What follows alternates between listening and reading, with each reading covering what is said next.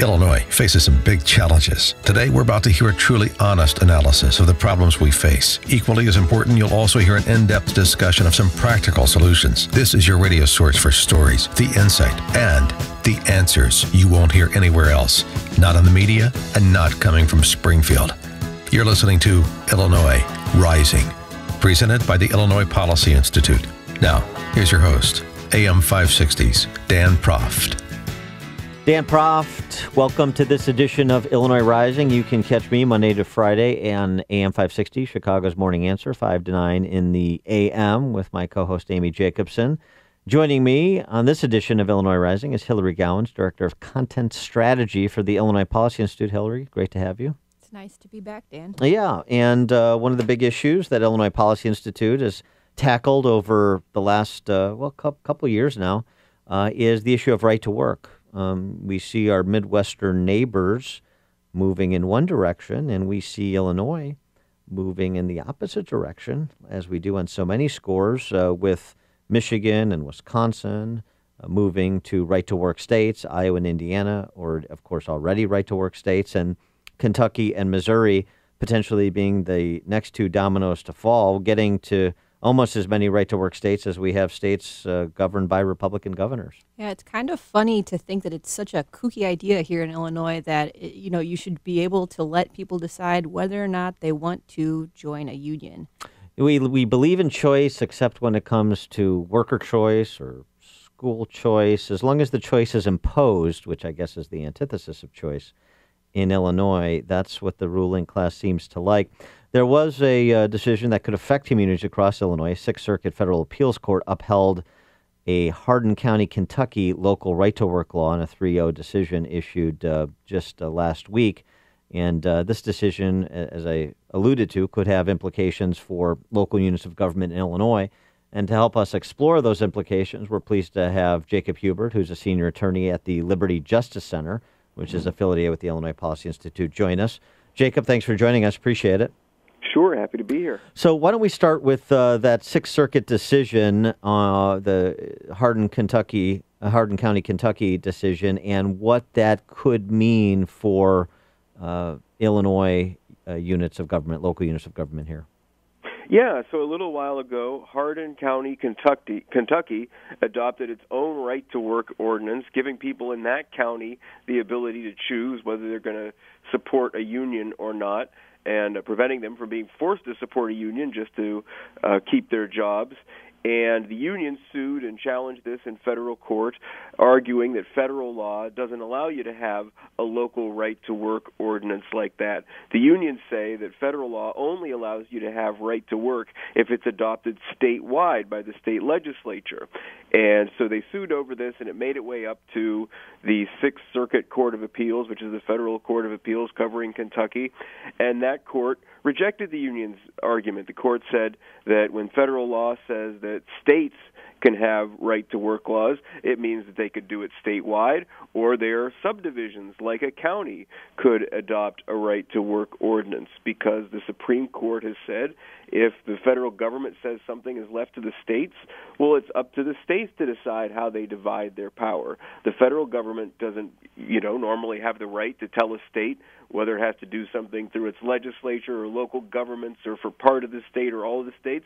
That's inherently the state's power to decide. And that's what the Sixth Circuit recognized in upholding this Kentucky ordinance. So meanwhile, we have here in Illinois a local right-to-work ordinance in the village of Lincolnshire that the unions have challenged in federal courts. Some of the exact same lawyers for the unions making the exact same arguments challenging this. And so hopefully the federal court here in Chicago will see that Sixth Circuit decision. We know we'll see it because we already showed it to them, and will agree with it and adopt that reasoning and uphold the Lincolnshire right-to-work ordinance too. There's this disconnect here, right, Jacob? So a 2015 poll of Lincolnshire voters showed that a majority of them supported right to work, and the village board actually voted 5-1 in favor of adopting this ordinance. And I remember back when that was happening, the people who were attending the meetings in opposition were Teamsters members from places like Chicago and Oak Park and Park Ridge. So what's at play here? What's motivating the unions to come out like this? Well, the unions know that there's huge swaths of the country and huge swaths of states where union-friendly politicians have locked up the state legislature, where there are many local governments and parts of a state that would easily adopt right to work if they had the choice. So the unions know if the courts allow this, large parts of states that they thought they had locked up will go right to work, and they won't be able to force workers to support them the way they have been in much of a lot of states like Illinois, if people in those local areas have a choice. We're talking to Jacob Hubert. He's a senior attorney at the Liberty Justice Center. Okay, Counselor, so distinguish this for me. You've got the Sixth Circuit Federal Appeals Court decision that we've been discussing, the potential implications. But now in this Lincolnshire matter, this village in Lake County, Liberty Justice Center representing the village recently settled 2 of 3 lawsuits with labor unions. The nature of the labor union's lawsuit against the village that has now been settled by Liberty Justice Center, and why you settled those suits. Yeah, so the unions challenged the Lincolnshire right to work ordinance in federal court, making the argument that federal court law doesn't allow this. We disagree, but that's obviously sort of an obvious challenge that they would make to the law, and actually pertains to whether the law was appropriate. Sort of understandable that they would bring that, even though they're wrong.